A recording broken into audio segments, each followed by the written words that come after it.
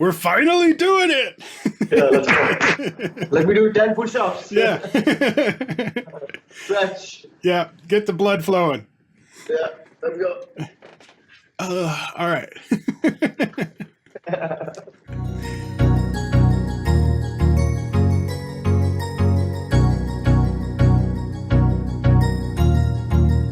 That's good. Hey, everybody. Koricon here. And look who I got. I got Amit Sadh. How's it going, my friend? Very well, man. It took us Good, a while to connect, but we finally got it. I'm glad we did. The past couple of days, you told me that you had a 3-hour drive, but then your car broke down. The tire went flat or something. Yeah. That was a epic ride back from Pune. Yeah. But it's okay. I mean, more adventure. Yeah, more adventure. Life is an adventure. Another story to tell. Yeah. So you had started in TV in 2002. Yeah, it was way back, and for me, to be honest, I had no understanding. I didn't even know these terminologies called craft, or the processes and acting and character building and blah blah blah blah. It was just like a bet. A friend of mine told me, you can't make it. And to be honest, actually, I had never seen a movie in my life. What? Yeah, I was trained to be an army kid. Like I was trained to be in the army. I was in sports and everything. And I never watched the telly. I never watched a film. I had seen, I think, Top Gun. That's at least a good one to have. That's a good one to have. And that's about it. And I came here on a bike. I rode on a bike from where I was in the Himalayas. And just like, I don't know, in 6 months I got a big show. Like we made Archies in India, and the TV show actually apparently became a huge hit. And I was in the business. I was just 23, clueless about anything, with a hot temper on my shoulders. Trust me, it was not a great place to be in. But then one thing led to the other, and a couple of years went by, just living in studios from morning to night, and just making a fool of myself, I think. And while this was happening, I'll keep it short, but while I was going from one TV show to another, something, I think the inner voice was awakening, and I started watching movies, from Marlon Brando to Al Pacino to our great Indian actors, Mr. Amitabh Bachchan, and other actors. I started watching movies, and while watching, I think movies and the stories were making a huge impact and instilling a new voice in me. I started reading books.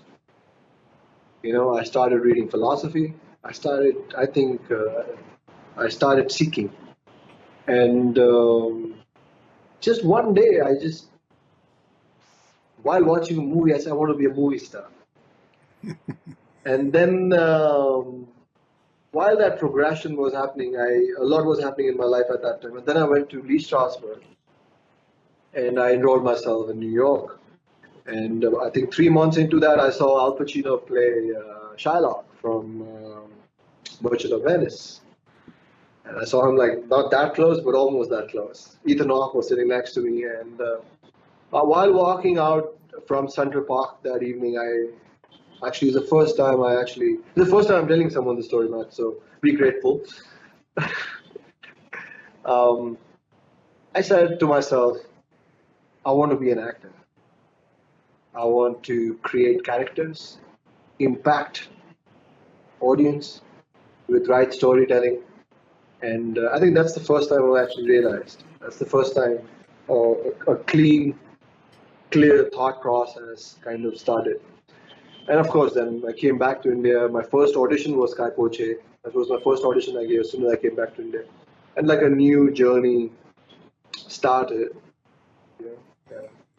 Yeah, and then after that, because you had since 2013, you had pretty much hit after hit after hit after hit. It was crazy. you had, like you said, Kaipuche, and then right after that, in 2 years, in 2015, you had Guru Rangeli, right? Is that how you say it?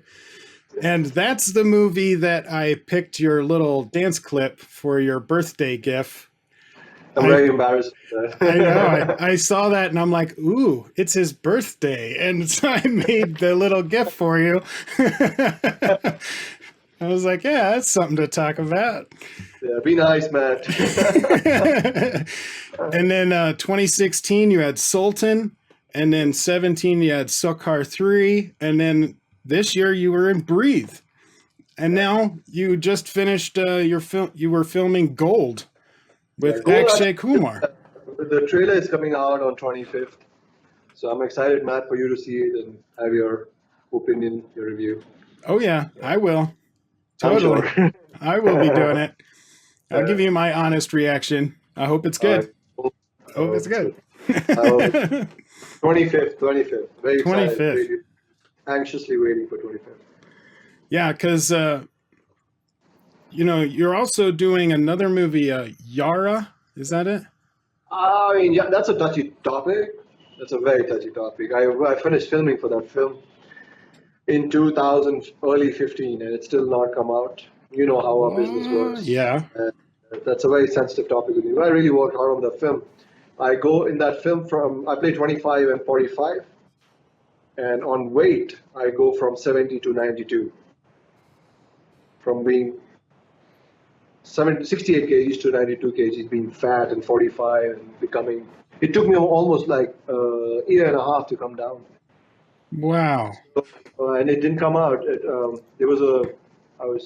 I finally kind of got over it, but I was hugely affected by that movie. Because the industry sees you through what's anticipated and through what comes. Mm-hmm. And when you put so much hard work in a film with a character and it doesn't come out, it's like a question mark. They're still waiting for it to come out, and it's kind of something. I think a journey kind of stops from the business point of view. I've come. That was a new learning for me, so I'm kind of used to and thick-skinned to that as well now. But then again, Breathe. And then Breathe came in. I think that kind of healed a lot of grudges and problems. Okay. Well, I mean, that's also why directors and writers are so important. There's not just for situations like you were talking about, but also where maybe an actor, the script looks pretty good and they're acting their heart out, they're putting everything in it, but then the director fails on the execution. And a lot of times the movie is made in the edit, and the actor doesn't know which take they're going to use or how it's going to turn out, So I must tell you, Matt, the director who I worked with on Yara, he's one of my, I've learned a lot from him. His name is Tingmanshu Dhulia. He's really made some really amazing films like Pan Singh Tomar with Irfan Khan. And he's a lovely director, and I've learned a lot. So, I know it's not his fault. It's just sometimes some movies, they just kind of don't sell, or they just get stuck. But I think I've kind of migrated or evolved in my understanding of acting per se, and the other side that is called the business, which is definitely not in our hand. So you got to just take it and keep walking. Well, if anything I've learned in life is that even though no matter how many failures or negative things that happen, they always turn you into the person you are now.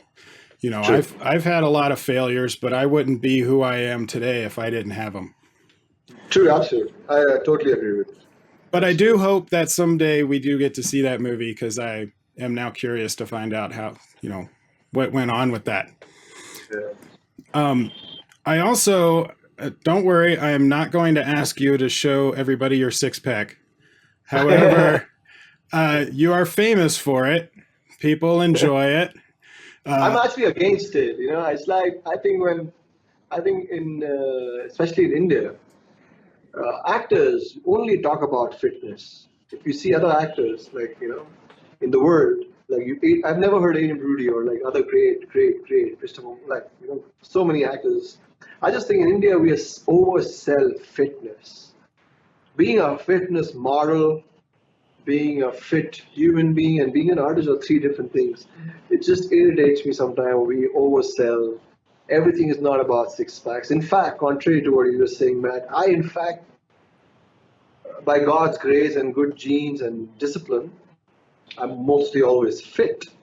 You won't believe, I always gain weight for my characters. I become big. Like in Sultan, I gained 10 kgs of muscle and strength because I was promoting Sultan, and Sultan is Salman Khan, who's big and beefy. So you can't have a lean, lanky, thin, weak guy and being a Jerry Maguire of wrestling. Right. You know what I mean? So in fact, I'm always like gaining weight and stuff. But yeah, I just think that all six pack thing is just so overrated. Well, and one of the concerns I've been having in the past few years, especially with the superhero movies, in the past year or two, people have been getting really crazy about what was the diet regimen, fit regimen for Wolverine or for Thor. And you look at what they had to go through to get into that shape, and it's borderline damaging. It is very damaging. And they have to dehydrate themselves for like 24 to 48 hours before they film. Absolutely. So I'm a little concerned that it's making an unrealistic view, just like how magazines and things do that for girls, making it unrealistic. Yeah. There's a thin line which we've crossed long time back, you know, and I don't know who's answerable. And yeah, you're absolutely bang on. I mean, that's the scare now.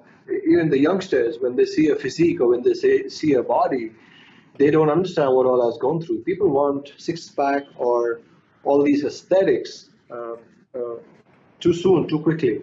Like I've worked. I even on my holiday, I train 2 hours a day, and I do real stuff. I climb mountains. I'm a mountaineer. I kayak. I ski. I bike. I ride. I mean, there's a million things that goes. Discipline, which kind of health, fitness comes as a byproduct. It's not something that you can, juice for 3 months or 6 weeks and then.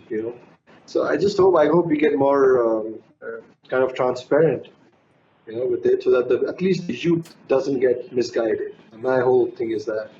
That's why I don't, even in my real life or the characters I don't like talking about physicality so much than the thought process. And as an actor, I want to pick characters now which has a psyche. Like that's why I love Leonardo. I mean, he's a thin, lanky guy, but the kind of aggression he explodes on screen, the kind of intensity that he has. You can put the biggest guy in this world, but in a scene, you would still feel that Leonardo has the edge. You know what I mean? So I'm for me as an actor at this point, and as being more conscious of what I do, and the way I inspire people. I'm just very also as an actor. I want people to talk about my process. I want people to talk about the effect that I can bring on cinema, and how I can make my characters effectful. Then, to what you said, Yeah. Well, like I did. one of the things that the youth needs to realize is no matter what you look like, if you're not happy with yourself, you're never going to be happy, Yeah. And your truth and my truth are two different things. Yeah. So I always tell, I also believe, man, that we all have our truths are different. Our needs are different. We are born with a different DNA and in different environments. So I think the concept of being like somebody is irrelevant. Yeah, And I tried. Yeah, I tried to do that in my youth, and I think I didn't damage my health in doing it, but I did damage my psyche. But I got over it, and now I'm happy with myself. I still want to improve, of course, because. But there's a course to improve. There's a course that you follow. But there's a huge improvement doesn't happen overnight. Right, and there's a huge difference between improving yourself and trying to be somebody else. Absolutely. I am not trying to become Arnold Schwarzenegger, but I do want to make sure my knees don't hurt and my back doesn't hurt. I want to be comfortable. with myself kind of thing. Yeah. And I would like to see more of that. But like you said, you're getting more into the psychology, which is what you did in Breathe. It was like pure psychology, especially with being an alcoholic, having to deal with your daughter's death, the divorce, like everything that's wrapped around your character, even having to deal with being a detective, Kabir, at the whole time. It's all psychological. Yeah. I was really impressed with your, I call it hangover acting. It's the day after kind of acting. Like I've been there many a times in my youth, and I remember those days. And I'm like, wow, he nailed it. Like, I know. Yeah, I remember that. But I heard from my interview with Mayak and Vikram Tuli, when I interviewed them, Mayak said that you don't drink. No, I don't touch alcohol. But you would gargle wine or something before going on set. And yeah, that's the process I had. Yeah, and so some people thought you were an alcoholic because you smelled like alcohol. It's like, what is cinema? Cinema is, so if I'm standing in a frame and you give a voiceover, this guy is the biggest mean machine, or this guy is an asshole, or this guy is XYZ. Once you introduce me, that's the power of cinema, right? You will believe. I've been introduced. So once, my idea for this was, when I gargle and I'm doing a scene with you, you will make a face, you will judge me. Oh, he's drunk on the set. I want that. I'll play on it. You will be uncomfortable. So now I don't have to be drunk. Your expression is going to make the audience believe that I'm drunk. So I tried that, and I tell you where this idea came. Because I was watching Orlando Bloom, James Dean, and there's a scene where I don't know whether you've seen the film. There's a scene where Kazan, the great Kazan, is filming, and James Dean's first day on the set, first film, and he's shooting with some big superstar, I'm not remembering the name, and he's missed the blocking. And now James Dean, you know how James Dean was. I mean, what do we know of him off like from film? He just walks in late, and by then the superstar is pissed. He's pissed. It's like, fuck, who's this guy? He's not it. And they're waiting. They're ready to film. So Kazan introduces him to this big star. He said, "That's your co-star. You'll be working with him." James Dean doesn't give him eye contact. He said, "Yeah, okay." And he just walks out. While he's walking out, he'll just tell me when the shot is ready. He walks out, he goes and sits on on the pavement and lights a cigarette, looking down, and you know how he was, like, Kazan walks in, he said, "What the fuck have you done?" He's gonna fucking hate you for the rest of the film. He puts the cigarette down, gets up. Isn't he supposed to? Yeah. You got the response you wanted. Yeah. So, I mean, I tried that on Breathe. I mean, I was not the most, I like to believe in life. I'm very affectionate, very warm, and kind-hearted. And not on that set, I was not very social. In fact, my leading lady did have a problem because I remember, because we were not Instagramming. The character that I had, I couldn't you can't say cut. And I go on Instagramming and faffing around and stuff. I still had to be brooding. I had to create an aura and energy throughout, even when I was home. That was the difficult part of Breathe for me, but I'm happy it's worked. You know? Yeah, because Madhavan said that he didn't really talk to you at all during the filming, not very much except for scenes, but you guys became really good friends afterwards. Yes. Yeah. But during the shoot, you barely even talked to each other. No. Yeah, the whole thing with the alcohol and what you were saying with James Dean reminds me of a few times that I've heard of actors doing things like that. And probably one of the more famous ones was Heath Ledger as the Joker. When he did the scene at the party and he brings Rachel's face to him, he ate a bunch of garlic so that when he was talking to her, he was like throwing this like really pungent garlic in her face. And that's why she kept doing this thing. But it works. Yeah, it works. Yeah, I mean, acting, you have I'm really grateful for my experience and my teaching, my learning at Lee Strasberg, they actually kind of drill a lot of, especially there's an amazing teacher I really want to mention, Robert Ellerman. I think he's one of the best acting teachers in the world. Robert And Robert, Allerman. yeah, he must be doing, I don't know, he's like really, really amazing. And I think the way he explained, because the method is also misunderstood. You know, you can really indulge in the method and get nothing. There are a few actors, you know, some big Hollywood actors who do that. They get nothing, but they just like create an environment. They indulge in the method. I'm actually very grateful to Robert, Robert, for kind of diluting, you know, the process of method and how to actually use it in the right organic way for, you know, getting the right beats, getting the right effect. Because acting is also, there's a new learning for me. You know, I saw the making of The Shining, man. So The there's one, Kubrick movie. yes. So there's his daughter, I'm forgetting her name. She was like the making, she was making with that old camera, you know, the making. And she, there's one day where there's been like 30 takes.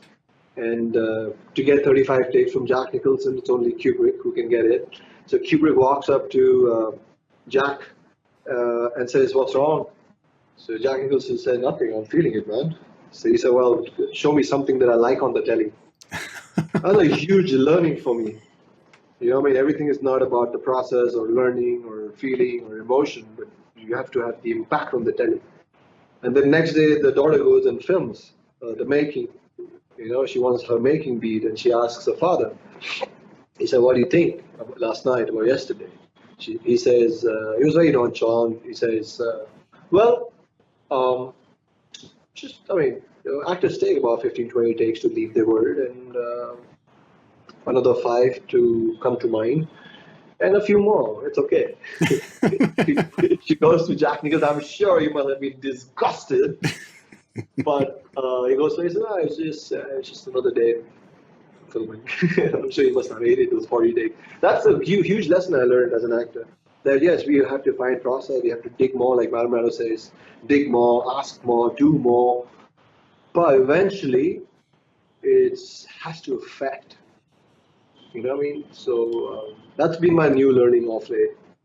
So I'm trying to apply that in my work. Well, and it worked great with Breathe. I mean, you did have a lot of things that you had to overcome in the show. For one, you had Madhavan on there, who's a big star, and he's the main character. But you are the protagonist in this, but he is the main Yeah. star. So it's hard to not to be the protagonist. I guess you would say almost anti-hero in a way, Yeah. and still bring up to the same level that he had, and you did. Yeah. You know, it really did To be feel. honest, when I'm filming, or I'm very lucky, and I think this compliment does go to me as well. I am not, you know, the hierarchy or the distinctions in cinema. It's not got to me. Like when I'm in a frame, I don't think of all that. But to what you're saying is it's a great point, and I think the credit for this, Matt, goes to our team of writers. Yeah, yeah, For, Vikram Tooley and Mayak Sharma, they, you know, all of the writers did a great job. I mean, if you watched my analysis of every episode, I was blown away by the little details that they had, that they got. And another compliment that I want to give is to Madison. You know, for sticking to the script, for letting other characters shine. I think for me, to be honest, and that's why I love him and respect him so much. I know a lot of big film stars, and he is a huge star. I mean, I've grown up watching his work, and he's a great, lovely actor. For me, one of the biggest achievements of Breed is that he didn't interfere. Yeah. He let everyone do his job. In fact, he was encouraging everyone. He would encourage me to, you know, by saying that I'm doing good, and you know, and I mean, if he wanted, he could have not let that happen. I mean, you know. Yeah, I mean, he's a very nice guy. I mean, Yeah. really, all the stuff he did for me for this show was amazing. Yeah. Yeah. And again, I cannot emphasize the effort and the contribution of the writing team. and Mayank, because I know how he's handled me. I was so temperamental on this show. I'm not a temperamental human being, but if you give me a character like that, what do you expect? Yeah. I mean, I'm not going to say, hey, bro, what's up, man? What we doing today? They're like, okay, what's for lunch? No, dude, like, but he was really good, and he was very sharp on beats. It was very well written, and so I think there are a lot of other aspects which contributed, which determined the success and the Yeah. effect.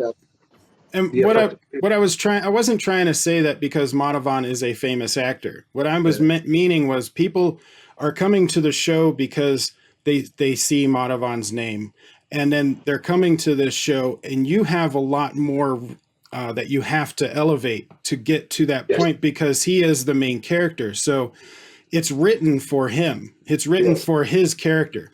Your character, they wrote him very well to make him even, but you also had to act him to a point where he was even. And that's a difficult job to come in. I upped my game. Yes, you upped your game. No. Now it's all downhill. It's all downhill from here.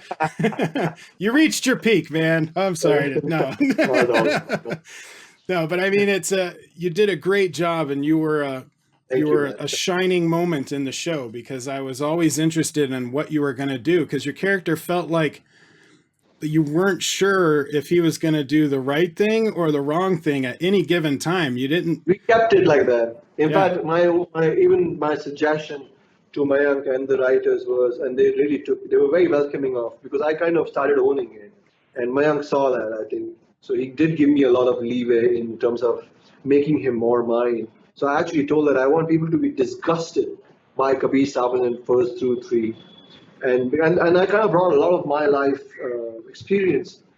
When I was young and misunderstood, I've been called a lot of things like loser, blah, blah, blah, blah. But I had a great soul. You know what I mean? I was just damaged. And half of the world, or maybe whole of the world, is damaged. But that doesn't make us bad. That doesn't make us failure. That just maybe takes another day, or maybe one more day to reach our best, or one more day to kind of flip the page, turn the page, and start a new life or a new effort. And I wanted Kabir to be like that.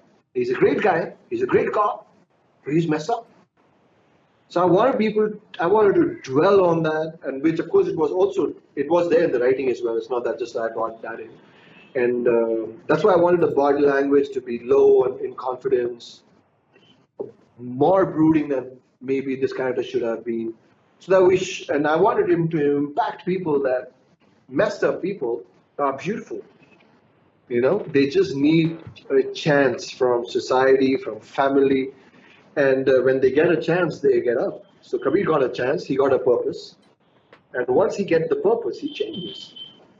You know what I mean? So I mean, it was constructed. I mean, it was very, very live. In fact, I'll share something with you, man. 10 days into filming, somebody walks in to me when I'm walking out of a trailer, full in my role. I don't believe in action cut. For me, it's in and out. Like I'm filming today, so I'm this. Or for that 3 months, 6 months, there's no, you know. Right. So I'm walking out to film a scene, and somebody comes and says, Amit, you know, this is not my opinion, but somebody in the studios, or like somebody very big, thinks that you're looking ugly. So I don't understand this terminology called ugly. So I remember walking this way, and I turned to him and I said, what? Come again? And I was in trance. I was in my role. You know what I mean? I had not slept for 3 nights, and my eyes were like that. I had done a lot of method and a lot of goggling.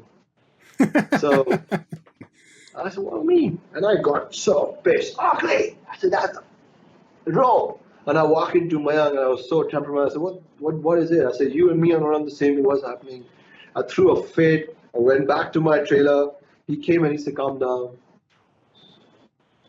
I'm with you. Just carry on. The funny part is 25 days post, we were filming a scene towards the end, so I was more kept. No goggling, better hair, better clothes, tucked in, ironed, better days. Somebody comes and he says, you're looking too good today. So yeah, you're either You're either too ugly or you're too pretty. You just can't hit a middle ground, my friend. If that's true, I'll take it. It'll help me build characters. Well, see, and I totally understand, characters like that feel more human. Like they feel more normal. I mean, even though they have The problems. more chance for the viewer to connect with this than with anything, where it's believable. Because we all are crippled, we all have a darkness in us. We all are people. I call it the process of healing. We are under the process of healing, all of us. What stage you're at is your battle. You know what I mean? But every human being is under some process or some aspect of healing left or begun. You know what I mean? And I personally I want to do more of such roles because I just think that as an actor, as an artist, I have much more to kind of lend and share with these characters. Yeah, and at the end of the show, he really had overcome. He grew from it. He learned from it. He healed. But even in that last scene, you could still tell from your face that you're still dealing with all of that anguish, but you're in a better place. And I totally understand that because I'm bipolar. I have bipolar too. And so my brain is constantly doing its own thing. Matt, forgive me, I'm interrupting you. Every person in today's world is bipolar. It's not in some aspect or in some way. Everyone is bipolar. Everyone has some sort of dementia. It's just electric waves you're living in. Now, how you identify that and how, with compassion and empathy, you make a better environment with each other.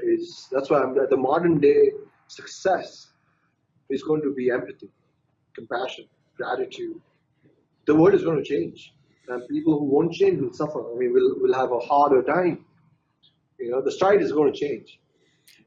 If you be kind to others, they'll be kind to you. Weird. I mean, I think every religion has a version of that, do unto others as you would have them do unto you, be kind, karma, like all kinds of stuff. But it's true, if you smile at somebody and you don't say anything, if you just smile, they'll smile back. If you say you're happy, you're self-inflicted. You're sad, it is self-inflicted. Sorry on your own. I don't go to a doctor. If I have a problem, I know I brought it in, I'm going to take it out. Yeah, that's why affirmations are good. People think it's silly to say that affirmations in a mirror or whatnot, but it works. It works. Yes, definitely works. Well, I gotta say, it's been a pleasure talking to you. I'm so glad that we were able to finally connect. I'm looking forward to the 25th so we can check out the trailer for Gold. I'm very excited for that. Thank you. And I just have a short kind of Milton Boone message to you. I've seen your interviews, the earlier ones. What I like about your interviews is that you actually you take the effort you make in knowing the person, in knowing knowing the facts of our cinema and the way you support and the enthusiasm you have to talk to us and about our films and stuff. I think that's really applaudable. So cheers to that, man. Love talking to you, and I hope we meet one day soon. Absolutely. Thank you very much, sir. I appreciate it. Making me blush. No. I told you. I prepped you. It's Milton Boone. But I'm glad we were finally able to do this. Maybe when Gold comes out, we can do another interview and we'll talk about that one. Love to do that, yeah. All right. Thank you very much. Everybody, go and check out Breathe. Make sure you watch the show because it was amazing. I have reviews. I have interviews with other people that were in the show. And also Gold coming out. We will be doing a trailer reaction and a review on the 25th. So look for that. And then go see it in the theaters. Support Amit. Please do. Like, share, and subscribe. Tell your friends. And I will see you on the next video.